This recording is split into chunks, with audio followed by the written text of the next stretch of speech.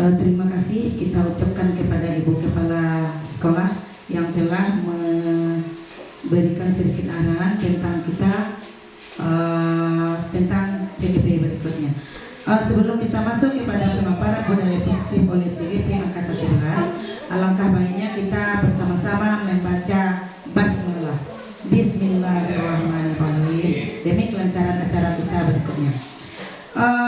Acara kita penyampaian atau pemaparan budaya positif oleh calon guru penggerak Angkatan 11 Kabupaten Solo Selatan kepada Ibu Sesrayeni, kami persilakan.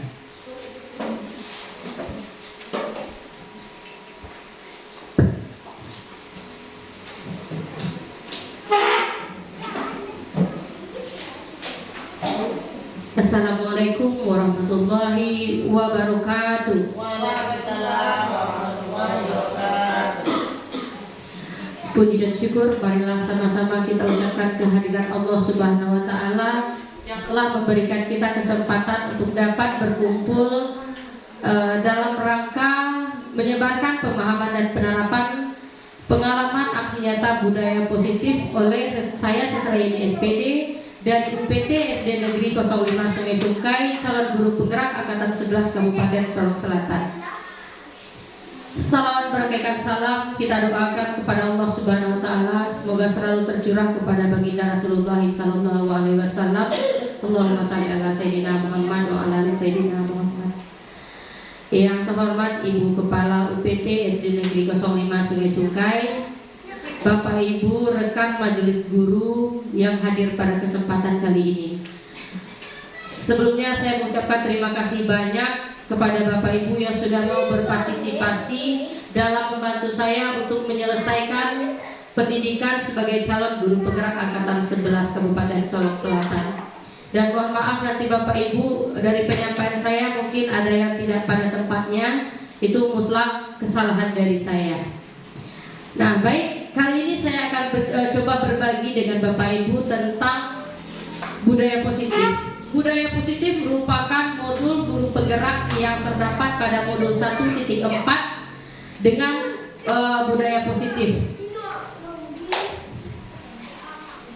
Nah, dalam budaya positif itu terdapat 8 poin-poin atau intisari dalam penerapan budaya positif di sekolah, yaitu tentang perubahan paradigma belajar, disiplin positif, nilai-nilai kebajikan, kebutuhan dasar manusia, motivasi perilaku manusia, posisi kontrol guru, keyakinan kelas, dan yang terakhir ada yang namanya nanti segitiga restitusi. Nah, pembelajaran dengan paradigma baru itu adalah pembelajaran yang dirancang berdasarkan prinsip pembelajaran berdiferensiasi. Nah, karena intinya setiap murid itu memiliki perbedaan keunikan masing-masing. Ada yang memiliki gaya belajar yang berbeda, memiliki minat dan bakat yang berbeda. Nah, dengan pembelajaran berdiferensiasi ini merupakan salah satu siasat yang dapat kita lakukan sebagai seorang guru.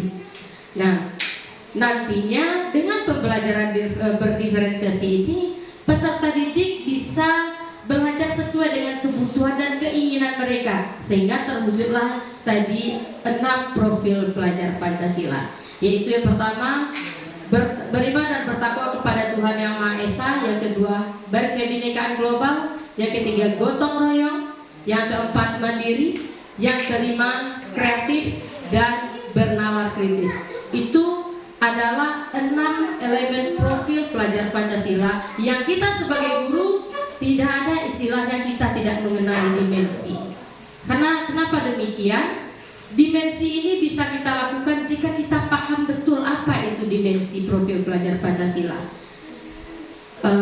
Sebelumnya boleh kita, ini ada sedikit nyanyian tentang profil pelajar Pancasila. Sebentar, boleh Bapak Ibu semua berdiri. Bagaimana cara memperagakannya?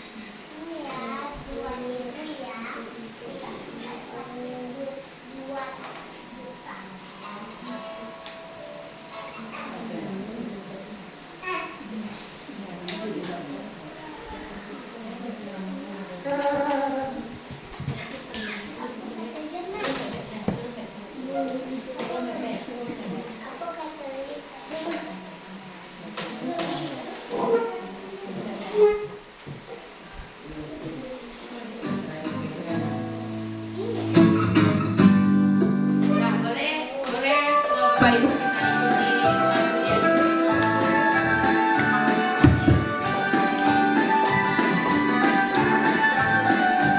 Belajar Pancasila, beriman dan bertakwa pada Tuhan yang Esa dan berakhlak mulia, berkebinekaan moral, gotong royong mandiri, kreatif dan bernalar kritis.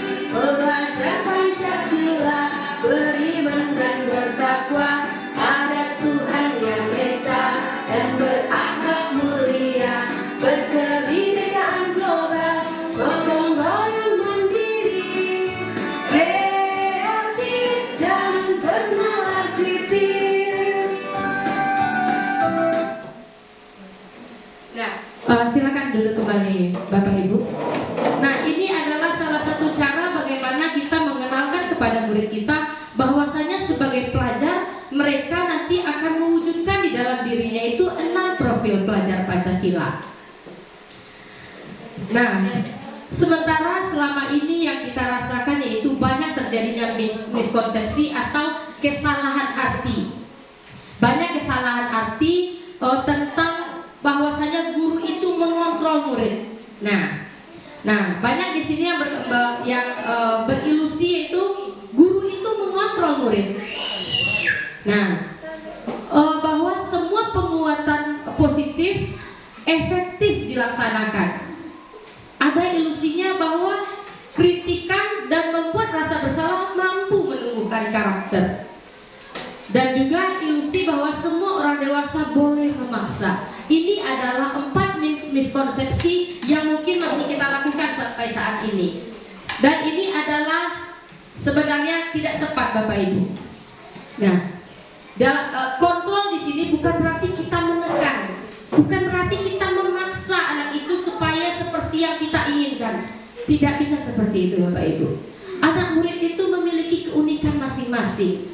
Tugas kita sebagai guru yang kita cari tahu apa sebenarnya nilai plus dari anak kita ini. Karena semua anak itu memiliki sesuatu yang sudah mereka bawa sejak lahir. Itulah yang disebut dengan kodrat alam dan kodrat zaman. Nah, kita sekarang tidak bisa, cara mengajar kita sekarang ini tidak bisa kita samakan dengan cara guru kita dulu mengajar kita. Kalau kita dulu biasanya diajarkan itu hanya dengan menggunakan buku.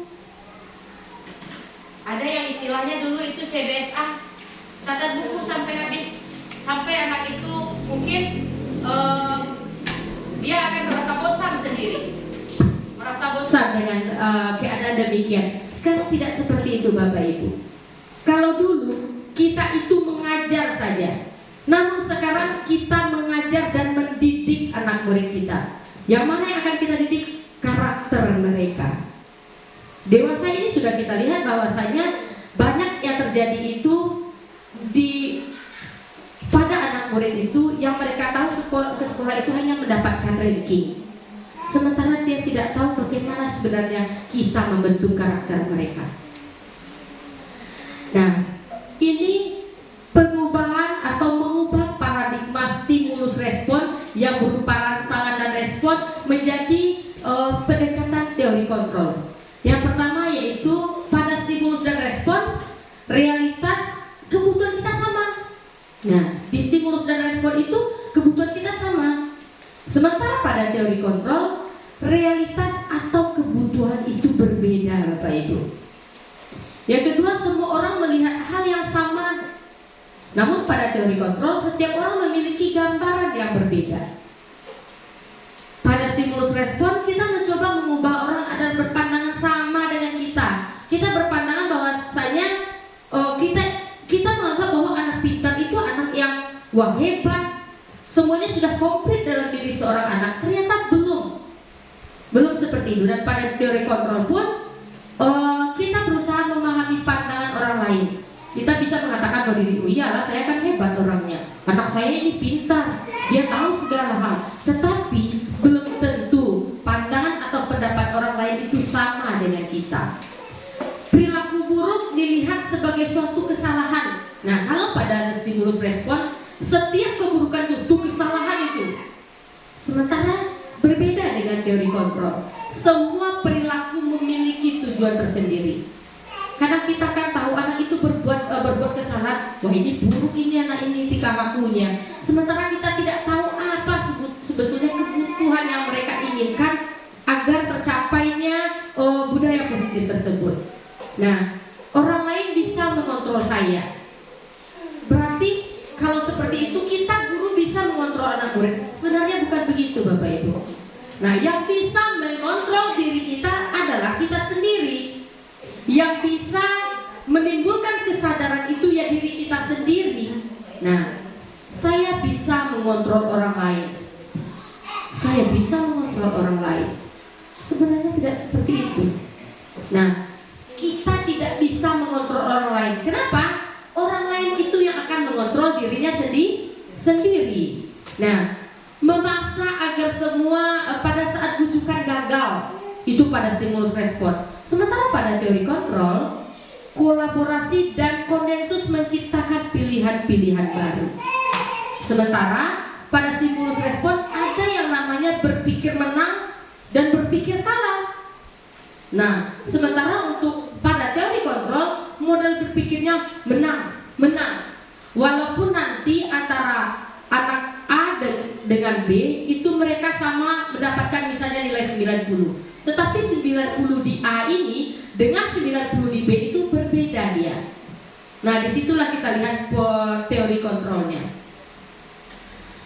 Nah, kita masuk ke yang kedua, yaitu tentang disiplin positif.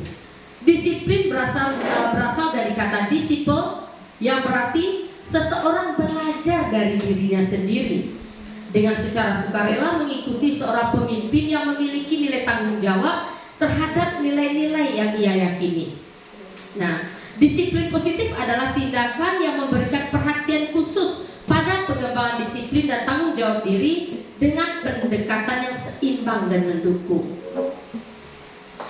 Mungkin Bapak Ibu di sini yakin ya, saya yakin semua anak Bapak Ibu di sini tujuan kita adalah menciptakan murid yang disiplin hingga mereka berperilaku mengacu pada nilai-nilai kebajikan universal dan memiliki motivasi intrinsik dalam perubahan perilaku ke arah yang lebih baik. Betul Bapak Ibu, kita sepakat dengan demikian bahwanya seluruh murid itu kita ingin mewujudkan murid yang disiplin. Namun jika disiplin positif ini masih kita paksakan, ini percayalah Bapak Ibu tidak akan terjadi.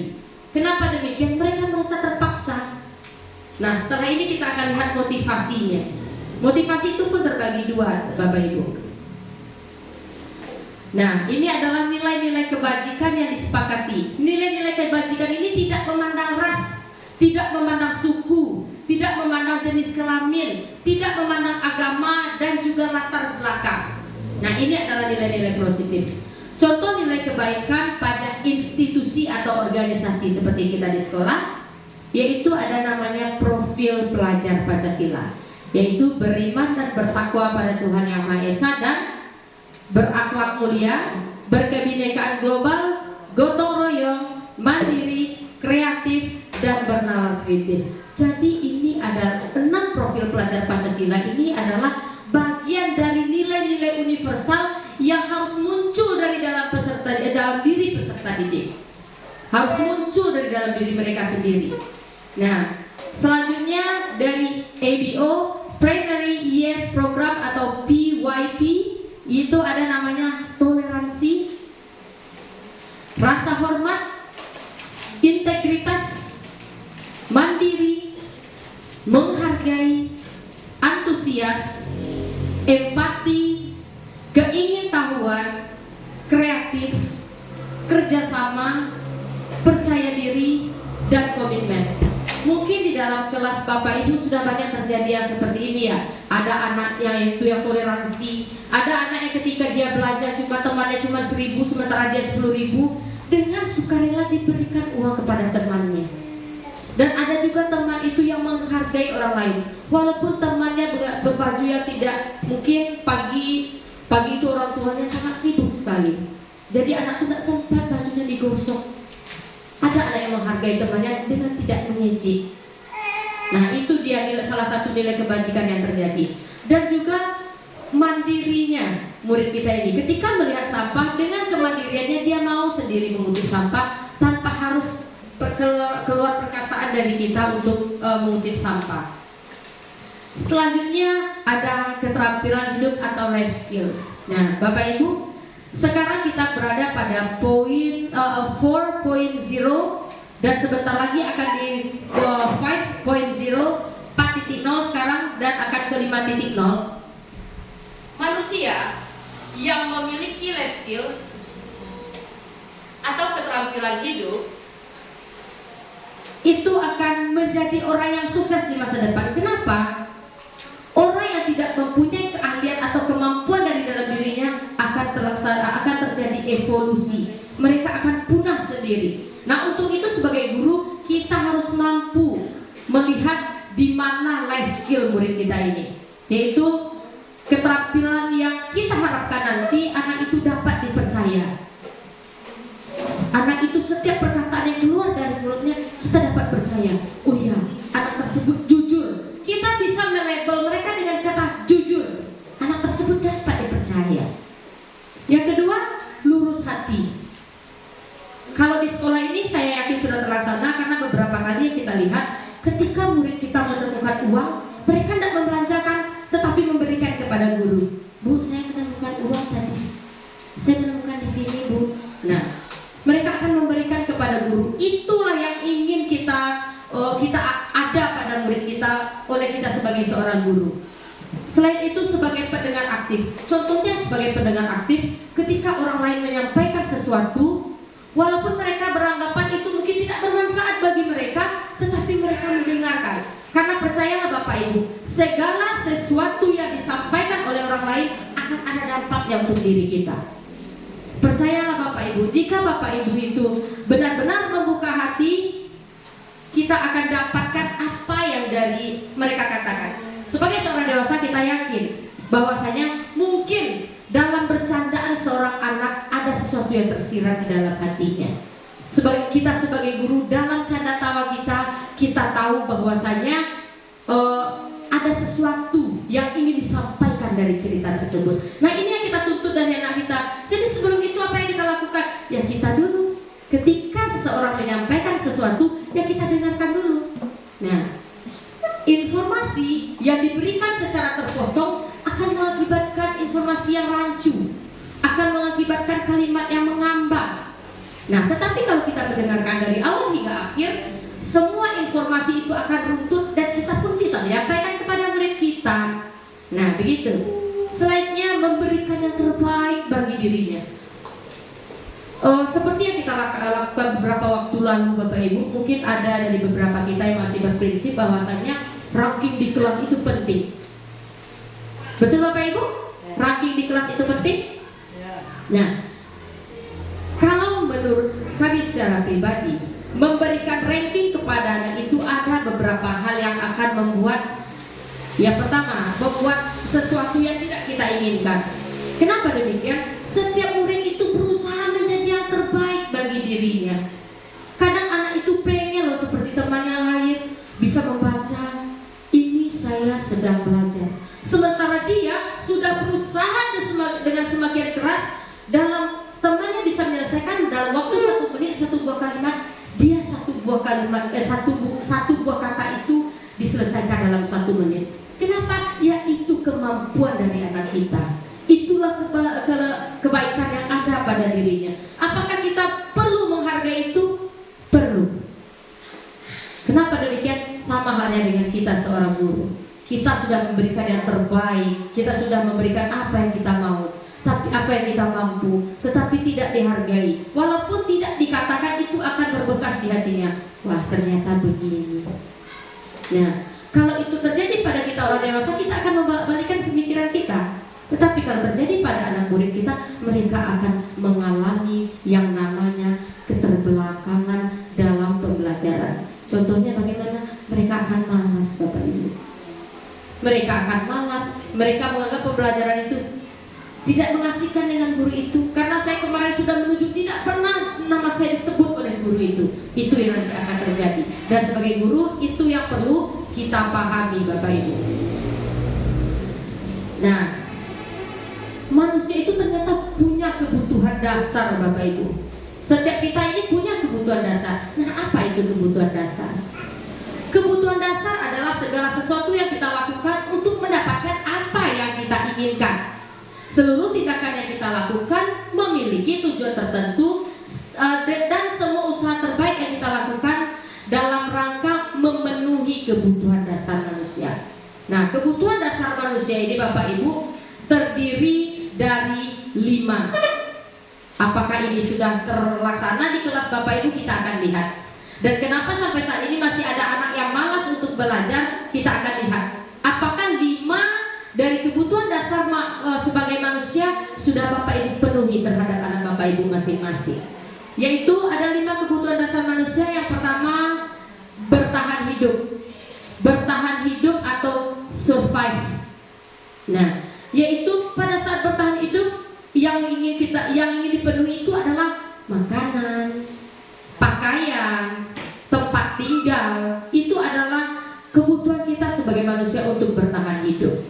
Yang kedua, tentang penguasaan, tentang harga diri, tentang keinginan untuk dianggap dan berprestasi. Itu adalah kebutuhan. Seperti yang saya katakan tadi, bahwasanya prestasi peserta didik itu tidak melulu dari nilai rapornya, Bapak Ibu. Nah, selanjutnya tentang kebebasan. Yang kebebasan ini adalah mereka ingin menjadi orang yang mandiri, memiliki pilihan, mencoba hal-hal baru. Ini anak Bapak Ibu baru mau memegang infokus, Bapak Ibu sudah, jangan, rusak. Nah, berarti Bapak Ibu sudah mengekang dia, tidak memberikan kebebasan kepada dia. Sementara jika Bapak Ibu berikan hal seperti ini dan Bapak Ibu ajarkan, saya yakin mereka juga bisa melakukan. Karena saya sudah cobakan di kelas 5 yang lama. Setiap saya melakukan kegiatan infokus ini, tidak pernah saya pasang lagi, mereka yang memasang. Jadi apa yang membuat kita tidak memberikan kebebasan? Rasa takut kita, Bapak Ibu. Rasa takut awak yang membuat anak kok seperti itu. Jadi betul, kecemasan kita yang berlebihan itu. Cemas anak ini merusakkan barang, cemas anak ini tersentrum, cemas anak ini tidak bisa jatuh atau segala macam. Tapi pernahkah kita mencoba, Bapak Ibu? Nah, pernahkah kita mencoba? Dalam kebebasan juga bisa kita lihat bahwa dari ketika jam pelajaran, anak ini sudah mau mengatakan, loh, Bu, mencatatnya banyak sekali, bisa tidak dikurangi, Bu? Capek tangan kami, Bu. Pernahkah Bapak Ibu dengarkan hal demikian? Nah, itu yang harus kita perbaiki, Bapak Ibu. Ada anak itu yang dia mencret, minta izin terus-terus, dimarahi pula. Nah, kebebasan dia yang kita kekang. Seperti yang saya katakan tadi, bahwasanya melakukan sesuatu itu memiliki tujuan, dan kita harus tahu tujuan itu. Selanjutnya, rasa kasih sayang dan rasa diterima. Ini yang banyak terjadi oleh anak kita, Bapak Ibu. Ada di kelas Bapak Ibu yang sering menoel-noel temannya? Ada yang sering di kelas Bapak Ibu itu mengambil barang punya temannya, setelah dimainkan sehingga nanti bisa jadi terjatuh, hilang. Nah, menurut Bapak Ibu, apa sih sebenarnya yang mereka inginkan dari hal demikian? Betul sekali, Bu ya. Mereka ingin sekali diperhatikan. Bu, Ibu perhatikan saya, Bu. Kenapa demikian? Bisa jadi dia kelas saya, satu anak itu memang suka menenang temannya, mengambil barang kepunyaan temannya, merebut dengan kasar. Dan setelah saya telusuri, bahwasanya memang anak ini kurang kasih sayang. Dia tidak mendapatkan kasih sayang yang dia inginkan. Dia merasa tidak diterima di keluarga. Dikasih uang jajan, setelah itu tidak pernah ditanyakan apakah membuat PR atau tidak. Apakah masih mau Bapak Ibu memarahi anaknya seperti itu, Bapak Ibu? Kalau saya jujur tidak mau.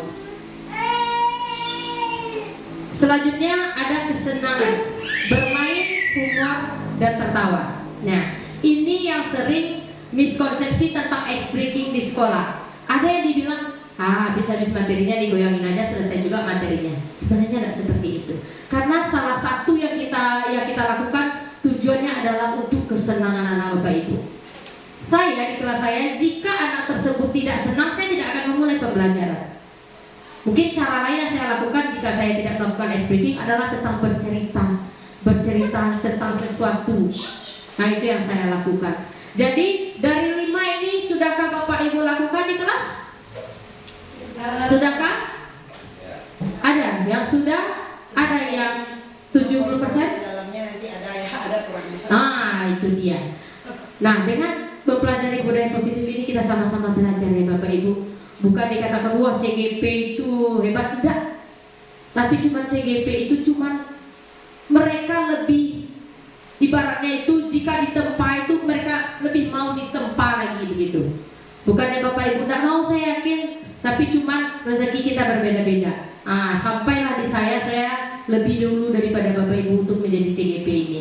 Dan saya senang dapat berbagi dengan Bapak Ibu tentang hal-hal ini. Kenapa? Budaya positif itu sering kita sebut tetapi kita tidak tahu maknanya. Yang kita tahu memaksa anak untuk bersikap disiplin. Nah, itu saja yang selama ini kita tahu kan. Saya juga seperti itu Bapak Ibu. Saya juga pahamnya seperti itu selama ini.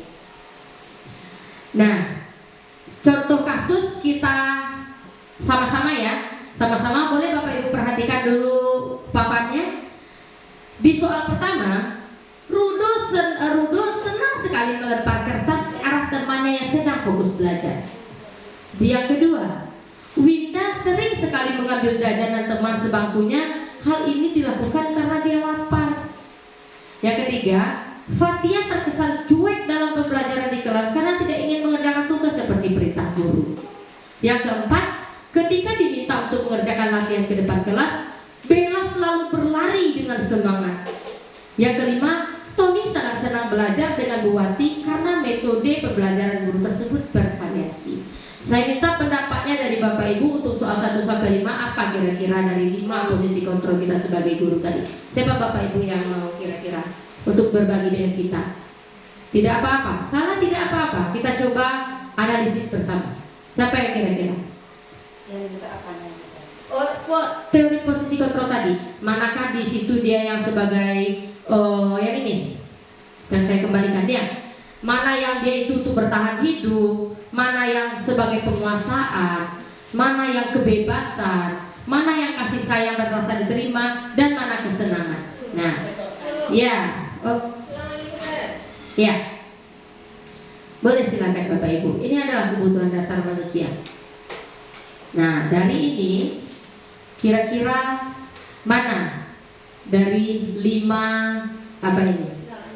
Nah, ini dia. Untuk soal nomor 1 tadi, apa kira-kira? Rudo senang sekali melempar kertas ke arah temannya yang sedang fokus belajar. Ternyata kira-kira apa kebutuhan yang ingin dipenuhi oleh Rudo ini kira-kira Bapak Ibu? Ini tadi ingin jadi perhatian guru tadi apa? Tentang apa? Tentang kasih sayang dan rasa diterima. Nah, berarti nomor 1 kasih sayang dan rasa diterima. Nomor 2? Nomor 2 tentang bertahan hidup. Bertahan hidup. Yang ketiga? Terkesan cuek dalam pembelajaran, dia tidak ingin mengerjakan tugas seperti diperintah guru. Yang mana itu?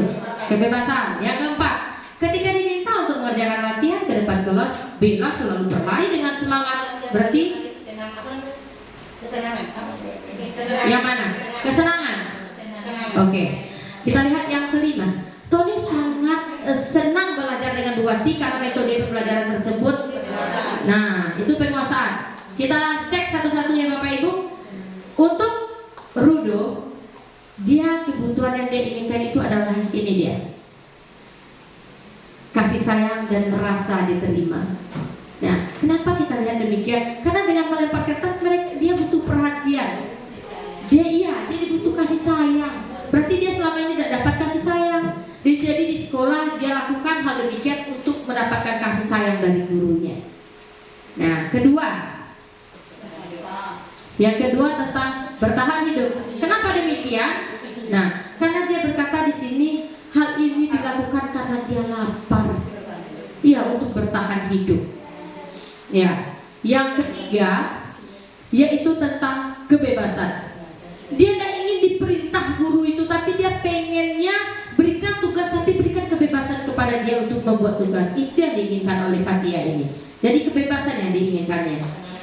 Selanjutnya, yang ini penguasaan. Kenapa penguasaan? Dia merasa ingin berprestasi daripada teman-temannya yang lain. Wah, saya lebih hebat dari teman yang lain. Jadi berlarilah dia ke depan dengan semangat untuk mengerjakan tugas yang diberikan guru. Nah, dan yang terakhir baru dia kesenangan. Dia senang belajar. Kalau dapat sama ibu ini tiap hari aja lah, senang sama ibu ini. Variasi berbeda, ada esprikingnya. Pembelajaran itu dikemas dengan media pembelajaran, dengan video. Senang saya, itu kata si Tony. Nah, ini adalah contoh kasus yang akan kita temui Bapak Ibu.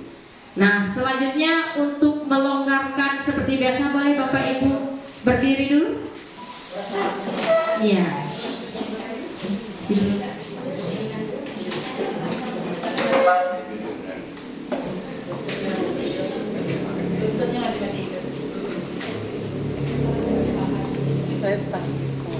Sakyan na daw sa kita.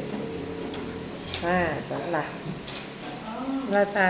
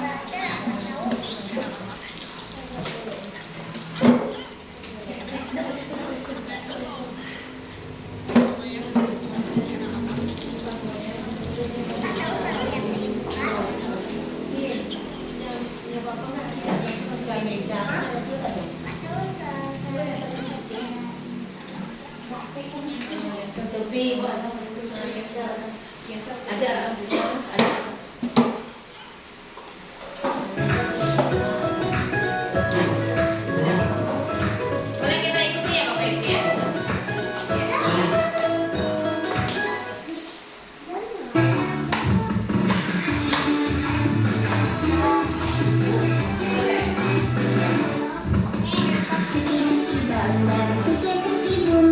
Tiki tiki bam bam, tiki tiki boom, bam bam boom boom, bam bam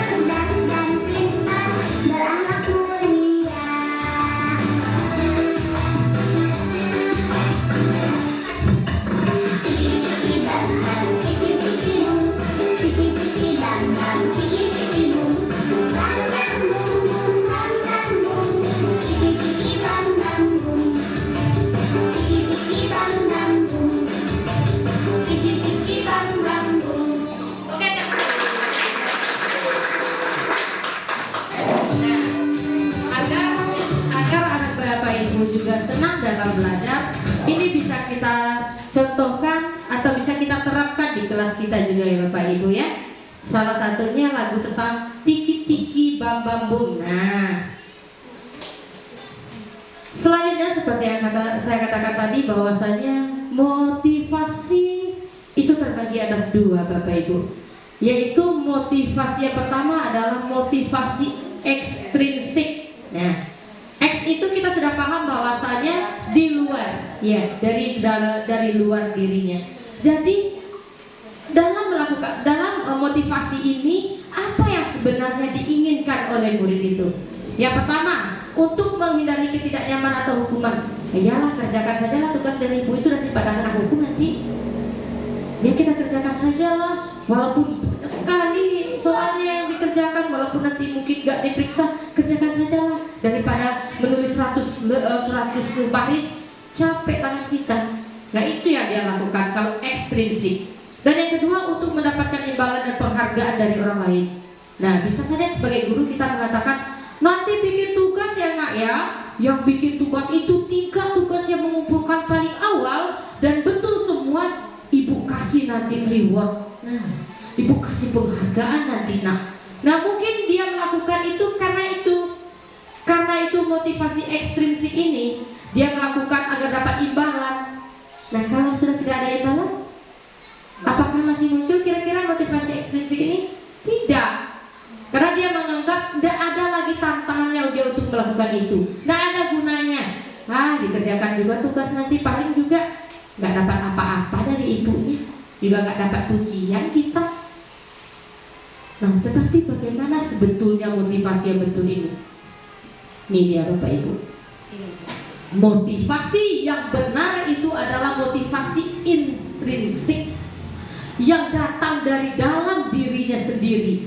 Ada tidaknya imbalan, ada tidaknya hukuman, dia bisa melakukan sendiri atau membudayakan budaya positif itu berdasarkan kemauannya sendiri. Kenapa? Mungkin mereka melakukan hal tersebut karena mereka sadar bahwasanya, iyalah kalau tidak dibersihkan sekolah kita, siapa yang mau membersihkan sekolah kita?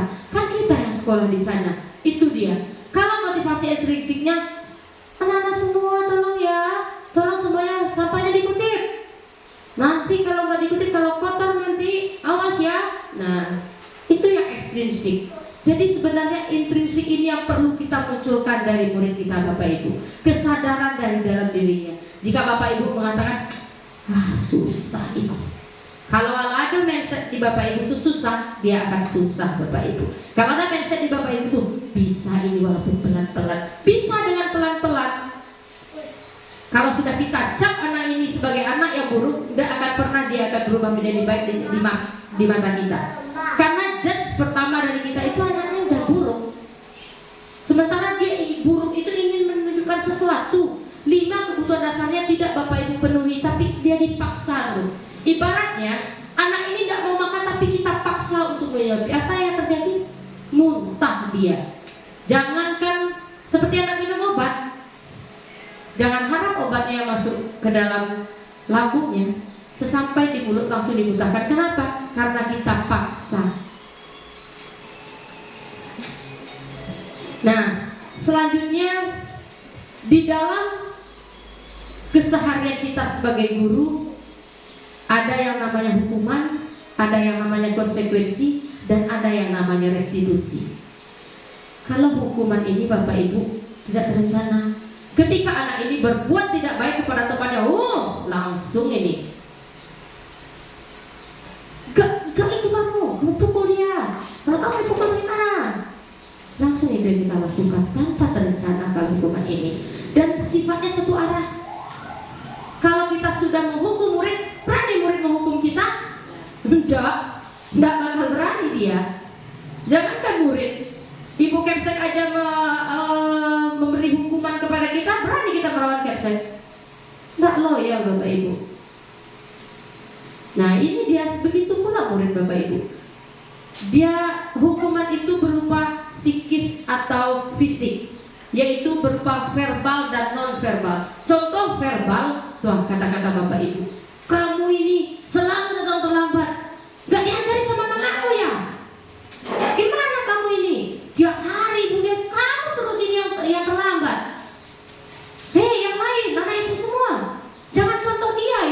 yang sering terlambat, tiap hari terlambat gara-gara dia ini. Itu yang sering kita lakukan Bapak Ibu.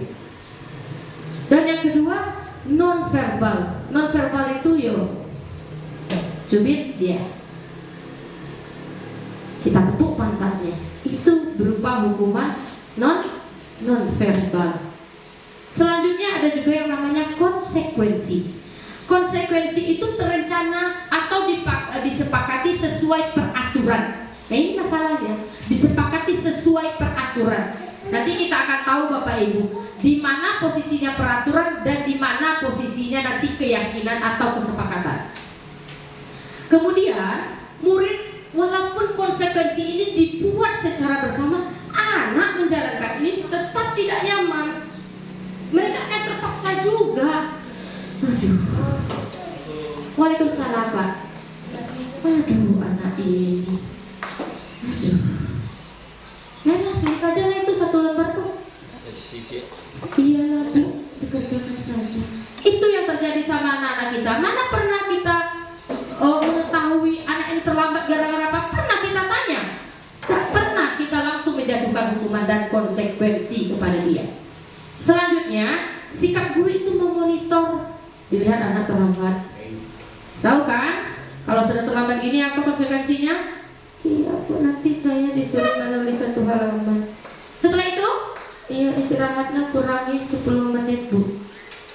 Itu konsekuensi. Nyaman anak Bapak Ibu tidak? Kita istirahat cuma 15 menit, 10 menit udah kita pangkas, 5 menit baru berlari dari sini ke lapangan, udah habis waktunya. Berarti tidak nyaman dia melakukan ini. Nah, yang terakhir ini adalah yang namanya restitusi. Pernah Bapak Ibu dengar restitusi? Pernah? Pernah mempraktekannya kira-kira? Nah, kita akan cari tahu apa sebenarnya restitusi ini. Restitusi itu menciptakan kondisi baik bagi murid untuk memperbaiki kesalahan. Proses kolaborasi untuk mengajarkan murid untuk mencari solusi. Jadi restitusi ini berupa diskusi antara kita dengan guru, antara murid dengan guru, atau antara orang tua dengan murid, dengan anaknya. Setelah dia berbuat kesalahan, apa kira-kira nanti? Bagaimana cara kamu memperbaiki nak? Nah, kita akan bertanya dengan baik-baik. Nah, itu sebetulnya yang betul, bukan hukuman dan bukan juga konsekuensi. Nah, wah ini Bapak Ibu. Kalau seperti ini, saya harap semua Bapak Ibu benar-benar melihat ini ke yang saya tampilkan ini. Selain 5 kebutuhan dasar manusia, masih ada 5 posisi kontrol yang tanpa kita sadari sebagai seorang guru sering acap kali kita lakukan ini. Yaitu yang pertama sebagai penghukum, yang kedua sebagai pembuat rasa bersalah, yang ketiga sebagai teman, yang keempat pemantau, kita memantau, dan yang terakhir adalah sebagai manajer.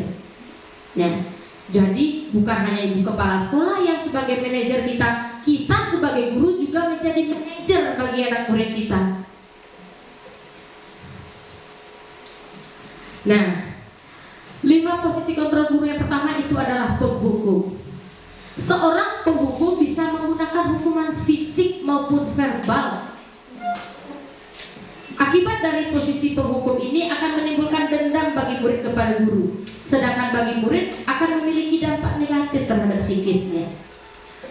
Nah, contoh dari posisi penghukum ini, ketika anak murid kita tidak membuat tugas setelah disepakati dalam kesepakatan kelas, dia tidak membuat tugas. Yang posisi penghukum yang Bapak Ibu lakukan mungkin menstrap dia di depan kelas, tidak boleh masuk. Kamu sudah diberitahu masih juga terlambat. Mana tugasmu? Saya tidak bikin Bu.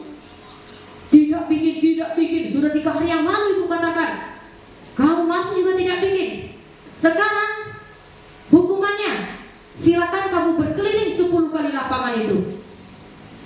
Sementara anak ini sedang ngap-ngapnya dia berlari untuk sampai ke sekolah.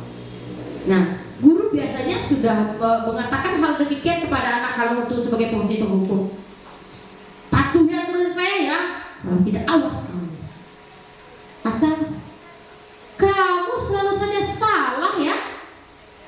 Atau juga selalu ini pasti yang terakhir kali selesai ini. Atau Setiap masalah kamu terus ya yang bikin masalah, dari kamu terus datangnya ini. Bingung ibu sama kamu. Kapan sih kamu tidak berbuat salah? Itu posisi penghukum Bapak Ibu. Saya tidak mau tanya Bapak Ibu sudah dilaksanakan atau tidak, tetapi kembali ke Bapak Ibu, lakukanlah refleksi terhadap diri Bapak Ibu. Pernahkah Bapak Ibu lakukan hal demikian? Nah, yang kedua ada yang namanya pembuat rasa bersalah. Pada posisi ini biasanya guru akan bersuara lebih lembut. Pembuat rasa bersalah akan menggunakan keheningan dan tapi membuat merasa orang lain itu tidak nyaman dengan pembuat rasa bersalah. Kata-kata yang bisa digunakan begini: ibu kecewa sekali dengan kamu. Aduh nak, sudah berapa kali ya Bapak harus memberitahu kamu. Gimana coba kalau orang tua kamu tahu kamu berbuat begini? Tahu Bapak Ibu efek dari membuat rasa bersalah itu? Anak itu akan merasa gagal. Ya Allah, gagal saya jadi murid. Ibu saya gimana ya? Sudah kasih jajan tapi saya begini. Kalau murid, kamu kecewa sekali Bu sama saya. Ya Allah, pada Ibu izin berikan saya ilmu, tapi kok saya bikin kecewa ya? Aduh, gagal saya. Dia akan merasakan dirinya itu gagal saya. Itu yang membuat orang kadang-kadang berbuat mengakhiri hidupnya sendiri Bapak Ibu, karena rasa bersalah ini yang tidak ada rasanya pengobatan dari rasa bersalah saya ini. Itu yang harus hati-hati Bapak Ibu dalam kelas masing-masing. Kemudian ada yang namanya posisi kontrol kita sebagai teman. Nah, sebagai teman ini, guru pada posisi ini tidak akan menyakiti murid. Kita tidak menyakitinya kalau kita sebagai teman. Namun akan tetapi berupaya untuk mengontrol murid melalui persuasi atau mengajak gitu. Posisi positif akan terjalin hubungan baik antara kita dengan murid. Setiap kita datang pasti murid itu akan bekerja, ibu. Nah, tercipta hubungan yang baik. Tetapi hal negatif sempat saja terjadi bila suatu saat kita tidak ada untuk mereka. Ketika mereka membutuhkan pertolongan kita, misalnya dia tidak memakai topi pada hari Senin, dia sudah melihat dari jauh. Dia ingin sekali kita membantu, tetapi kita tidak membantu. Akibatnya apa? Saya kira Bapak ini teman saya, Ibu ini teman saya, tapi ketika saya dapat masalah Bapak Ibu ini tidak peduli dengan saya. Itu akibat negatifnya dari teman ini. Nah, biasanya pada hubungan antara teman ini, antara guru dengan murid, itu akan ada kata-kata seperti ini: ayolah bantu dari Bapak, atau ayo ingat tidak bantu Bapak selama ini. Ada juga, ya sudah kali ini tidak apa-apa, nanti Ibu bantu bereskan. Nah, ini kata-kata yang sering kita lakukan jika Bapak Ibu memposisikan diri sebagai teman. Nah, selanjutnya di posisi keempat ada yang namanya pemantau. Pemantau berarti, memantau itu sama dengan mengawasi. Berarti pemantau itu pengawas kita. Nah, pada saat ini kita mengawasi, kita bertanggung jawab atas perilaku orang-orang yang kita awasi. Posisi pemantau ini berdasarkan pada peraturan-peraturan dan konsekuensi. Nah, posisi pemantau sendiri berawal dari teori stimulus respon yang menunjukkan tanggung jawab guru dalam mengontrol murid. Jadi pada posisi ini kita itu misalnya ada peraturan di sekolah, kamu ingat kan peraturan kita? Jika kamu tidak mengerjakan ini, tahu kan konsekuensinya? Itu kita sebagai pemantau Bapak Ibu. Kita akan mengingatkan kepada murid kita bahwasanya jika tidak mengerjakan ini loh konsekuensinya. Itu akan dilakukan oleh anak murid kita. Itu sebagai pemantau contohnya. Jadi pertanyaan apa sebenarnya yang sering kita ajukan, yang kita berikan kepada murid bahwasanya kita sebagai posisi pemantau, yaitu peraturannya apa? Apa yang telah kamu lakukan? Nah, apa konsekuensi atau sanksinya? Nah, itu yang sering kita ucapkan jika kita sebagai seorang pemantau. Dan yang terakhir Bapak Ibu, ini adalah posisi yang paling diinginkan.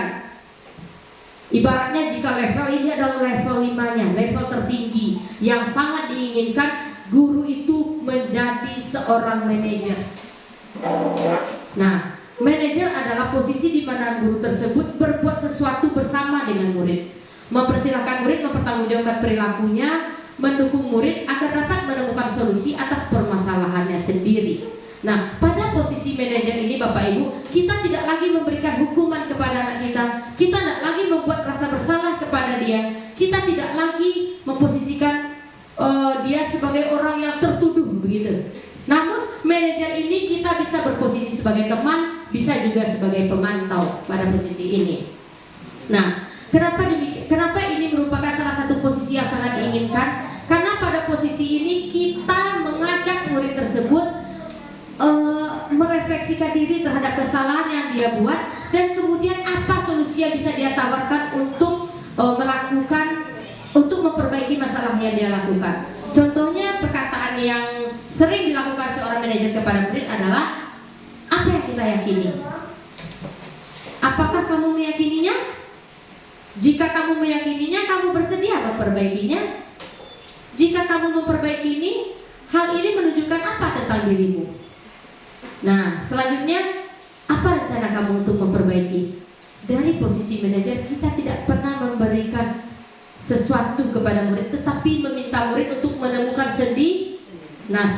Kenapa demikian? Ketika kita menghukum dia, Bapak Ibu, psikisnya sudah kena itu. Psikisnya ketika membuat rasa bersalah juga sudah kena psikisnya. Nah, tetapi pada posisi manajer ini, dia menyadari betul bahwasanya mengambil barang orang lain tanpa meminta itu adalah perbuatan tidak baik. Jadi bagaimana? Tidak boleh mengambil, Bu. Apa yang harus dilakukan? Pinjam dulu, Bu. Dia akan ingat, setiap dia akan mengambil punya teman lagi. Ya, keyakinan keras kita kan tidak boleh ngambil barang orang lain. Kan dipinjam dulu, kata ibu. Nah, itu yang harus kita lakukan sebagai guru, Bapak Ibu. Jangan anak terlambat sudah dari jauh digini-gini, terlambat. Jangan seperti itu. Tapi tanyakan. Saya pernah mendengarkan cerita begini, Bapak Ibu. Seorang anak datang ke sekolah dengan baju yang sangat lusuh. Kemudian dia datang ke sekolah. Sesampainya di sekolah ternyata celana bagian belakangnya robek. Bajunya yang sudah lusuh dikeluarkan untuk menutupi yang tadi. Jadi ketika datanglah guru piket ini, langsung dimarahi anaknya. Apa yang dilakukan anaknya? Malah membentak guru. Jadi terserah aku. Kalau bagi saya, begitu cara guru memposisikan diri sebagai penghukum, dan begitu cara murid, itu tidak salah. Kenapa? Karena kita sebagai guru, sesalah-salahnya murid lebih salah bagaimana kita guru mendidik anak kita. Jangan ingin menjadikan seseorang itu lebih baik sementara kita tidak bisa menjadi lebih baik bagi diri kita sendiri. Kita dulu yang perbaiki, Bapak Ibu. Refleksikan dulu diri kita. Perbaiki dulu cara berpikir kita. Ubah paradigma di diri kita ini, baru kita berikan kepada orang lain. Anak disuruh mengutip sampah. Kutip sampah, main tunjuk aja. Kita dengan tolak-tolak pinggang menyuruh anak. Lain anak, Bapak Ibu? Tidak. Tetapi kalau, ya betul, mau tapi terpaksa. Tapi kalau kita dulu yang pegang sapu, kita dulu yang kutip sampah, mereka akan ikut. Ibu saja yang guru sudah mau, masa kita anak murid enggak? Nah, itulah peran kita sebagai seorang guru. Ingarso sumtulodo, yaitu di depan memberikan contoh atau teladan.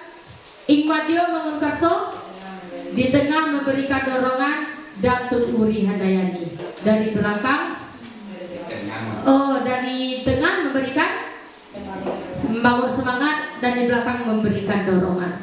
Jadi untuk melakukan budaya disiplin ini, salah satunya yang Bapak Ibu lakukan adalah ingarso sumtulodo. Seorang guru harus memberikan teladan pada muridnya.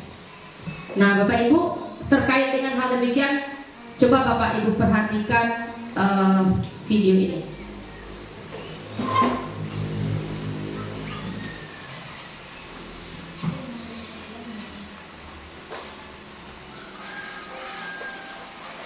Perhatikan saja Bapak Ibu. Ini SD-nya di luar negeri, Pak. Iya. Iya. Saya nggak sedih, Tidak. Jangan Bapak Ibu pikirkan dulu sedihnya, tapi pikirkan apa yang dilakukan guru ini sebenarnya. Nah, kita lihat. apa Bapak Ibu bertanya? Mana tanganmu?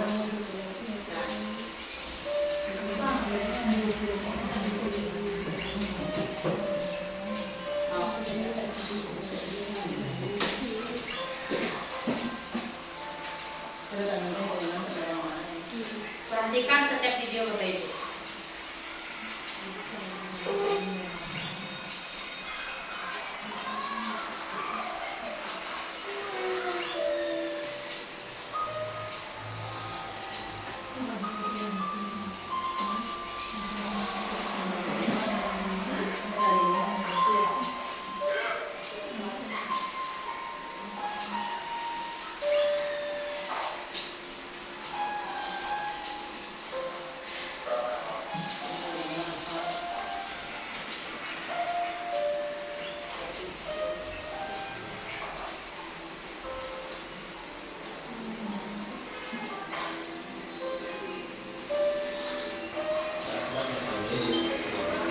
Iya Pak.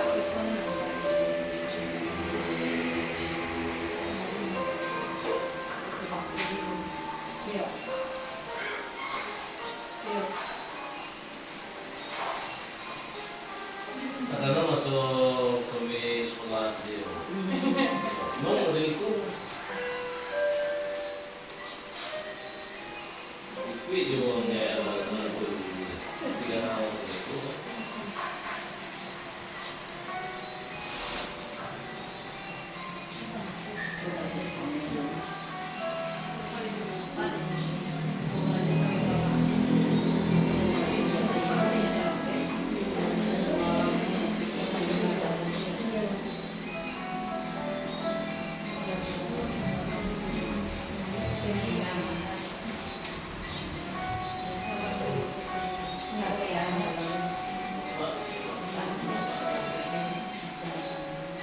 Jadi guru kalau salah sih tak sulit.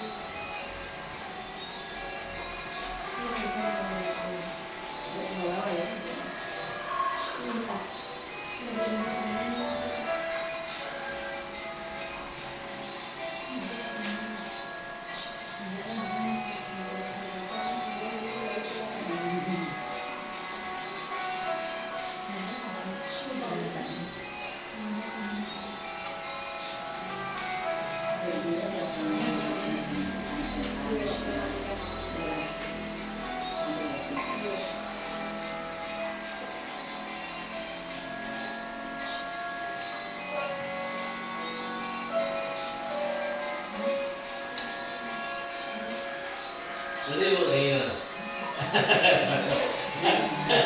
Bu tadi Nina. Tadi bu Nina.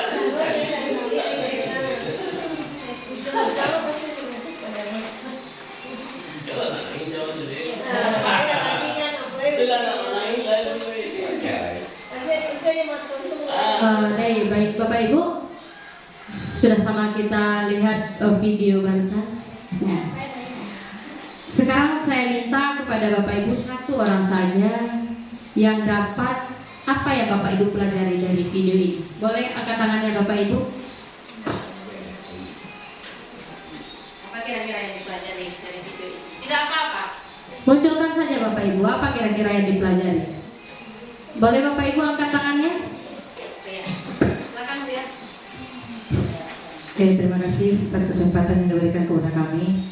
Dari video yang singkat yang diputar oleh calon guru penggerak kita, dapat kita ambil pelajaran di sana bahwasanya guru pada video ini, guru hanya melihat satu kesalahan anak, hanya melihat kesalahan anak tanpa mencari tahu akar masalahnya, dan anak sudah melakukan kesalahan berulang-ulang tapi tidak jeli anak apa penyebabnya.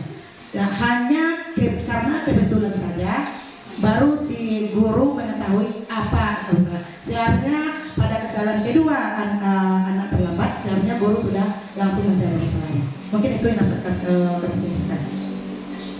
Luar biasa sekali Bu Yon. Benar apa yang dikatakan oleh Bu Yon. Boleh tepuk tangannya Ibu-ibu biar tidak mengantuk kita. Ya. Benar yang dikatakan oleh Bu Yon. Nah sekarang pertanyaan kedua. Posisi apa kira-kira yang dipakai oleh Bapak Guru tadi? Penghukum. Bapak Ibu lihat kan, tadi ketika anak itu setelah di roll, dia menunduk di belakang. Dia merasa sedih. Betul yang dikatakan Bu Yon. Harusnya ketika pertama kali berangkat, harusnya nggak dipukul dulu, tetapi ditanya, kenapa kamu terlambat? Yang kedua setelah itu, jika masih terlambat, perlu ditelusuri kenapa anak ini bisa terlambat. Nah, dan setelah itu lakukanlah tindak lanjut Bapak Ibu. Jangan menilai anak yang terlambat itu bahwa kesiangan bangun, tidak. Ada anak yang ketika bangun itu mungkin mamanya sedang sakit, disuapi dulu mamanya. Ada yang ketika itu anak bajunya keluar, mungkin celananya robek. Lebih baik celana saya robek daripada saya tidak belajar Bu. Kalau anaknya bilang seperti itu, mau apa Bapak Ibu yang sering menghukum anak? Ya Bapak Ibu, menjadi refleksi bagi kita bersama bahwanya posisi kontrol terbaik bagi guru itu adalah seorang manajer. Nah, sebentar, ini lanjut. Nah, ketika seorang guru mengatakan ini, saya kecewa sekali dengan yang kamu lakukan. Pada posisi kontrol mana ini? Saya kecewa sekali. Ya, membuat rasa bersalah.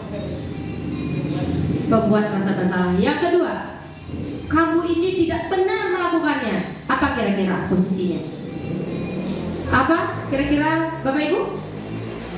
Kamu ini tidak pernah benar melakukannya. Apa kira-kira? Ada yang punya pendapat? Kelimanya tadi tidak ingat itu. Yang kelima sebagai Bukan kelimanya tadi. yang pertama tadi yaitu tentang penghukum, kedua pembuat rasa bersalah, yang ketiga teman, yang keempat pemantau, yang kelima manajer. Pemantau. Dan kita lihat jawabannya. Penghukum. Kenapa? Kamu ini tidak pernah benar melakukannya. Salah selalu.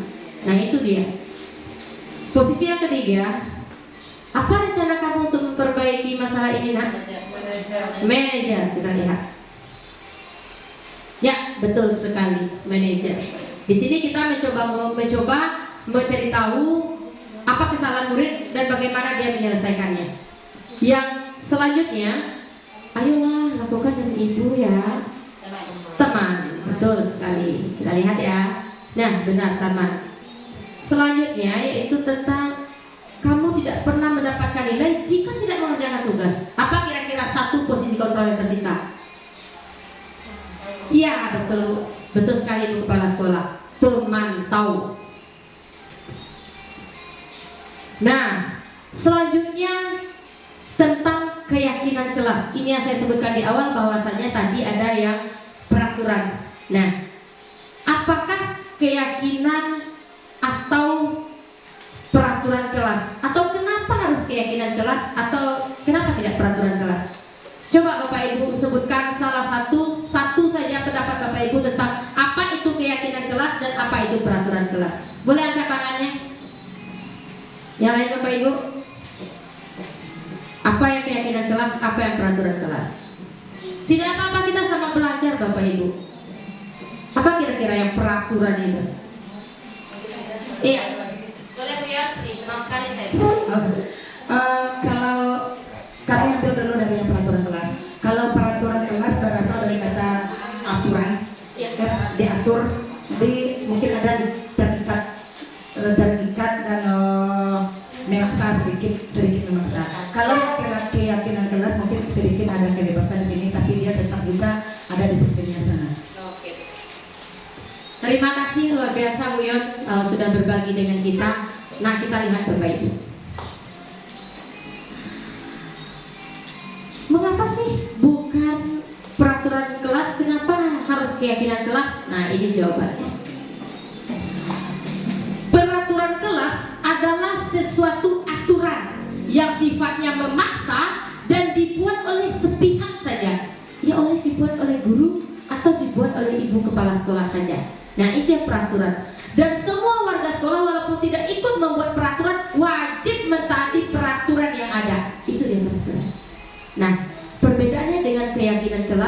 keyakinan kelas atau keyakinan sekolah ini adalah aturan yang kita buat secara bersama dua belah pihak. Kalau di kelas itu kita melibatkan murid, ayo nak, apa keyakinan kelas kita? Kalau di sekolah, Bapak Ibu, apa coba kira-kira satu keyakinan sekolah kita? Nah itu dia, kalau keyakinan kelas itu dua belah pihak dan mereka tidak merasa terpaksa melakukan hal demikian. Kenapa? Karena keluarnya dari mereka juga. Posisi kita di sini adalah sebagai fasilitatornya. Oh jadi begitu ya nak ya, bagusnya. Iya Bu. Tapi kalau aturan kamu harus mengerjakan ini ya, kalau tidak dikerjakan berarti akan ada konsekuensinya. Kamu ingat itu. Tetapi kalau peraturan kelas, nah masih ingat tidak dengan peraturan kelas? Ya Bu, saya lupa. Ternyata keyakinan kelas kita itu harus masuk kelas ketika ibu mau masuk Bu. Aduh lupa saya Bu. Nah itu yang keyakinan kelas. Mereka merasa bahwa itu yang mereka lakukan tidak baik dan tidak ingin mengulang lagi yang tidak baik itu. Tapi kalau peraturan, ya sabar, saya sabar, besok saya ulang lagi Bu. Nah itu yang terjadi kalau peraturan Bapak itu otoriter kalau peraturan itu. Tapi kalau keyakinan itu fleksibel. Bisa dirubah keyakinan kelas kita? Bisa dikurangi? Sebaiknya jangan. Tetapi bisa ditambah? Betul, bisa ditambah keyakinan kelas itu. Nah, pembentukan keyakinan kelas itu bersifat abstrak atau enggak nyata. Bisa kita bentakan anak bagaimana menghargai orang itu? Enggak. Kita lihat dari tingkah lakunya kan. Nah, berupa pernyataan universal. Maksudnya pernyataan itu tuh dilakukan begitu. Dibuat dalam pertanyaan yang positif. Jadi kalau ada di kelas Bapak Ibu itu yang tertempel masih dilarang berbicara dalam kelas, dilarang meribut dalam kelas. Apakah itu sudah termasuk keyakinan? Tidak.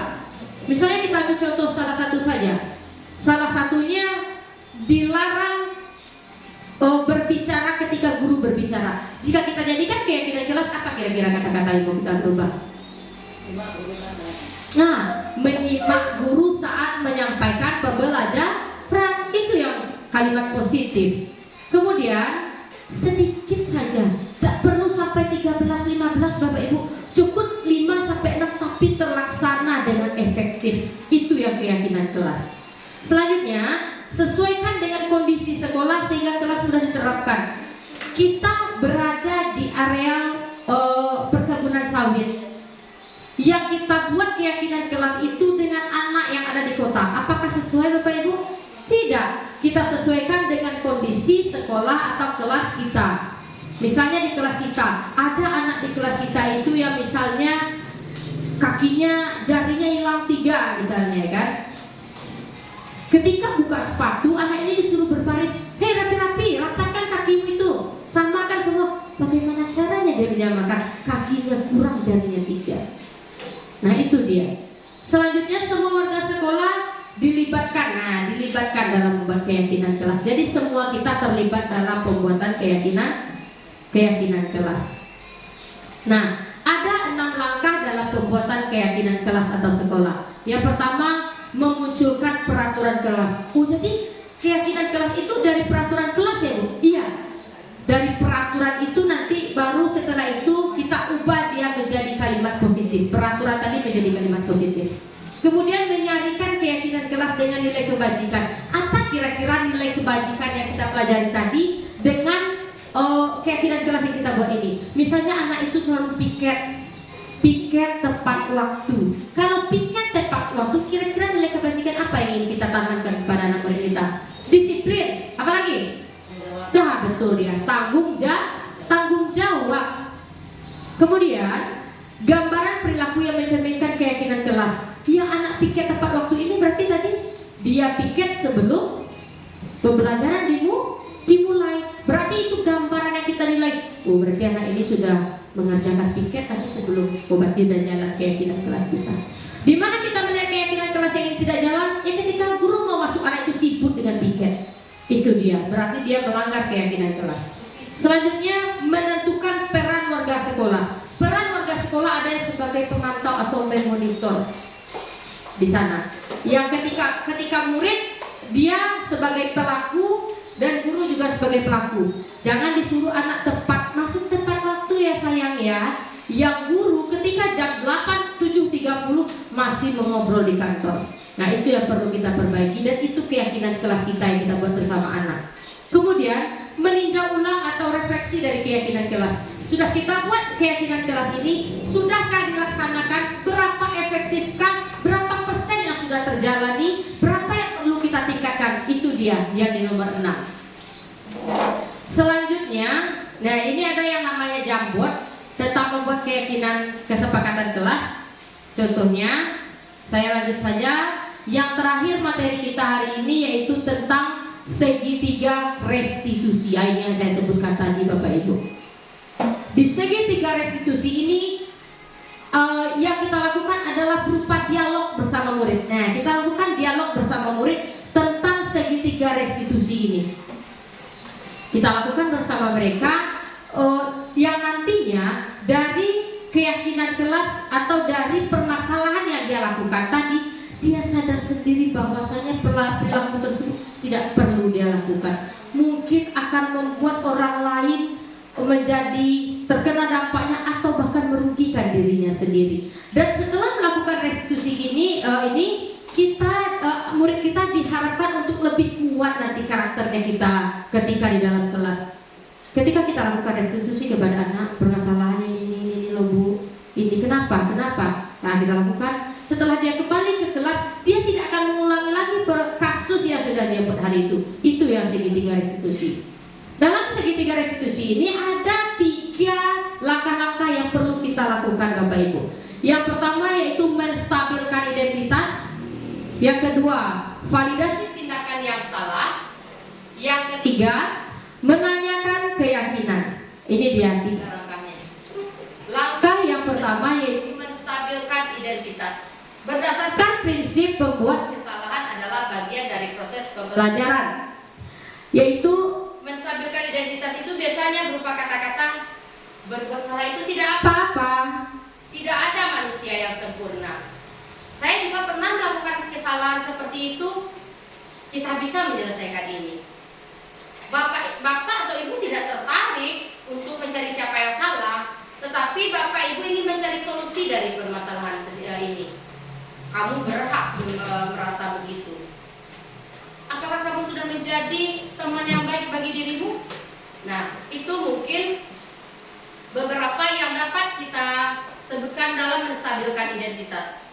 Yang kedua, memvalidasi tindakan yang salah, yaitu berprinsip bahwa setiap perilaku yang dilakukan anak itu baik atau buruk itu mereka memiliki tujuan tertentu yang ingin mereka penuhi. Di sini bisa saja kita mengatakan, padahal kamu bisa melakukan hal yang lebih buruk dari ini ya.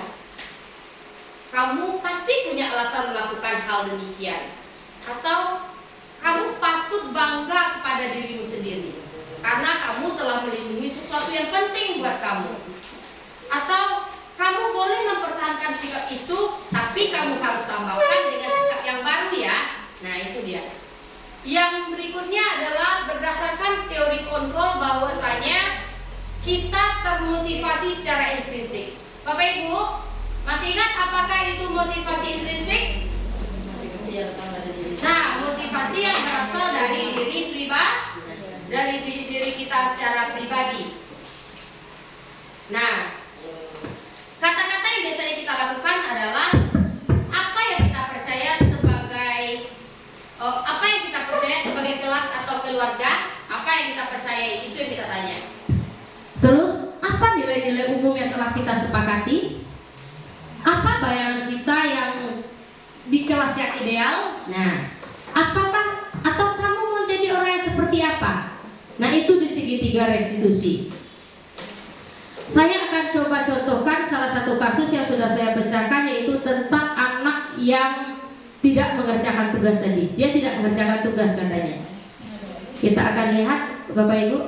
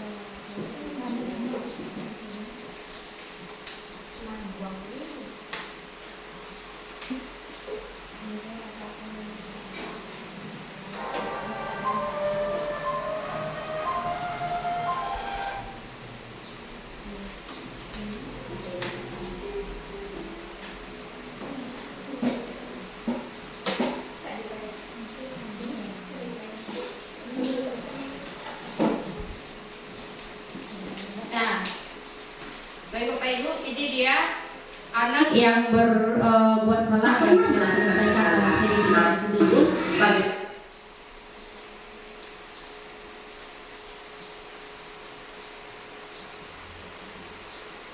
Nah, Danu tidak membuat tugas karena lupa. Hal tersebut terjadi karena sepulang sekolah Danu itu langsung bermain sepeda dengan temannya. Setelah makan dia langsung bermain sepeda katanya. Bagi sana teman-temannya. Halo, waalaikumsalam nak, silakan masuk. Halo.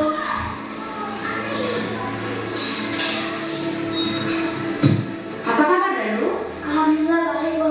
Nah, Danu, tahu tidak kenapa Danu dipanggil ke sini? Tahu Bu, karena saya tidak membuat tugas yang diberikan. Nah, coba jelaskan kepada ibu nak, kenapa Danu tidak mengerjakan tugas ibu? Saya lupa bukan saya. Lupa ya? Tidak apa-apa. Kesalahan itu manusiawi lah. Semua orang pernah melakukan kesalahan.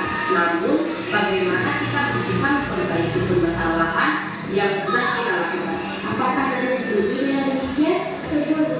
Nah, Danu, sekarang bagaimana kalau kita cari solusinya sama-sama? Nah, Danu tidak mengerjakan PR pasti punya alasan tersendiri ya. Kira-kira apa alasannya, Nas? Iya Bu, sebelum sekolah saya makan langsung bermain sepeda dengan teman. Sehingga saya lupa mengerjakan tugas karena keasikan bermain. Oh, begitu. Gara-gara bermain sepeda ya? Nah, apakah tidak mengerjakan PR itu termasuk keyakinan kelas kita, Nak? Nah, jadi kira-kira keyakinan kelas mana yang sudah Danu langgar? Disiplin itu mengerjakan tugas dan mengumpulkan tepat waktu. Nah, benar sekali.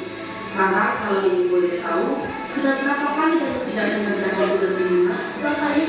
Oh, 2 kali. Menurut Danu, mengerjakan PR yang ibu berikan itu penting atau tidak, Nak? Penting Bu, karena dengan mengerjakan tugas saya bisa mengulang kembali pembelajaran di rumah. Nah, betul sekali, Nak. Ibu setuju dengan yang Danu katakan. Dengan mengerjakan tugas, Danu bisa mengingat kembali pembelajaran yang kita lakukan sebelumnya dan juga bisa melihat pembelajaran yang akan kita pelajari berikutnya. Dengan demikian, ketika pertemuan berikutnya, Danu tidak ragu lagi karena sudah membaca dari rumah. Nah, kira-kira untuk memperbaiki permasalahan ini apa yang Danu bisa lakukan, Nak? Setelah pulang sekolah, makan dan seharusnya saya mengerjakan tugas dan ibu depan. Oh, begitu. Setelah pulang sekolah nanti langsung dikerjakan.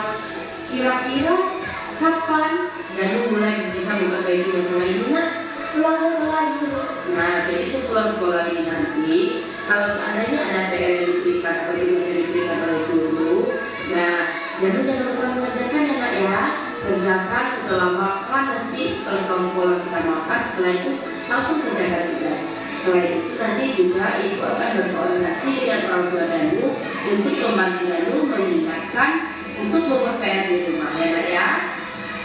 Baik ya Bu. Nah, baik Nak, sekarang Danu, ibu bangga sekali dengan Danu. Walaupun Danu tidak mengerjakan PR, tidak mengerjakan tugas, tetapi Danu mampu sendiri mengerjakan solusi bagaimana agar Danu bisa mengerjakan PR, ya Nak ya. Nah, untuk dari sini ke depannya, Danu lebih perhatikan ya, Nak ya, dalam pembelajarannya, dalam membuat tugas. Nah, baik Nak, sekarang Danu boleh melanjutkan pembelajaran kembali di kelas ya. Sampainya di kelas harus belajar tidak lagi semangat. Oke, Nak? Oke. Baik, Nak. Assalamualaikum warahmatullahi wabarakatuh. Saya Fahri Ramadhanu dari kelas 5.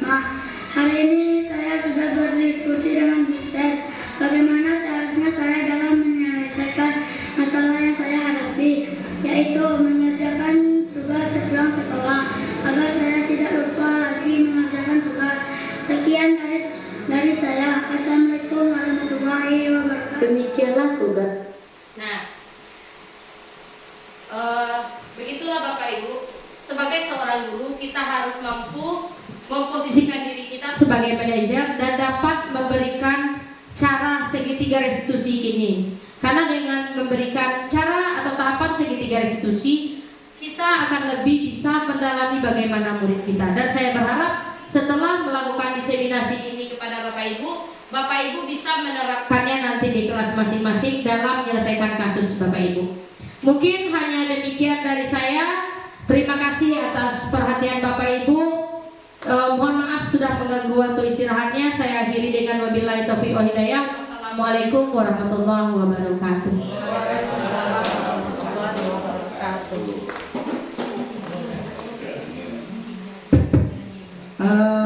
Dengan telah selesainya penyampaian pemaparan tentang budaya positif oleh calon guru penggerak Kabupaten Solo Selatan Angkatan 11 oleh Ibu Sasrayani pada siang hari ini, maka berakhir pula acara kita pada hari ini.